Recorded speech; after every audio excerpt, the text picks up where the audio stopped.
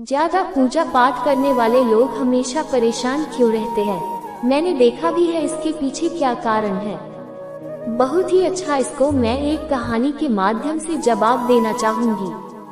किसी नगर में एक निर्धन व्यक्ति रहता था। वह हमेशा दुखी रहता था और हमेशा उसे इस बात की शिकायत रहती थी ईश्वर की इतना पूजा करने के बाद भी उसे कुछ न मिला। जब भी वह पूजा करता था, भगवान के समक्ष अपनी विनती करता था और कहता था, हे प्रभु, मेरी पूजा में कहाँ कमी रह गई जो आप मुझे इतने कष्ट दे रहे हैं? कौन सा ऐसा मैंने पाप कर दिया है जो उसके बदले में आप मुझे इतने दैत दे रहे हैं? क्या मेरा पूरा जीवन इसी प्रकार दैत में बीतेगा? रोजाना यही बात पूजा करने के समय प्रभु के सामने कहे और रोने लगे।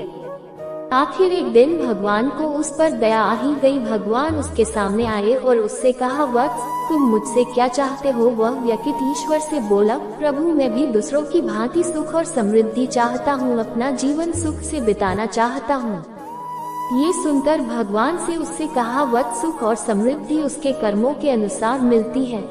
तुम्हें लगता है तुम्हारा पड़ोसी तुमसे ज्यादा सुखी है, तो मैं तुमको 2 थैले देता हूँ।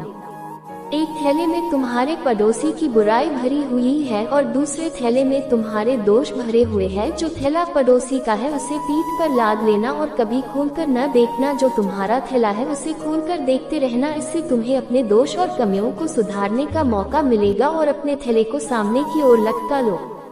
इतना कहकर ईश्वर अंतर्ध्यान हो गए। उस व्यक्ति ने दोनों थैले उठाए और चल दिया, लेकिन उस व्यक्ति से एक भूल हो गई। उसने अपना थैला पीठ पर लाद लिया और उसका मुंह उसके बांध दिया और पड़ोसियों का बुराई से भरा थैला अपने सामने लटका लिया। वो उस थैले का मुंह बार बार खोलकर देखता रहा और दूसरों को भी दिखाता रहा। इससे जो उसने वरदान मांगे थे वो उल्टे हो गए। जब वरदान उल्टे हो गए तो अब उन्नति की जगह अवनति होने लगा। अब उसको पहले से ज्यादा दैत मिलने लगे। दूसरों की बुराई दिखाने की वजह से लोग उसे बुरा कहने लगे। यदि यही व्यक्ति दूसरों की बजाय अपनी बुराइयां दूसरों को दिखाता तो वह बुराइयों को सुधारता और उसको उन्नति मिलती, लेकिन उसने अपनी बुराई की बजाय दूसरे की बुराई दिखाने लगा।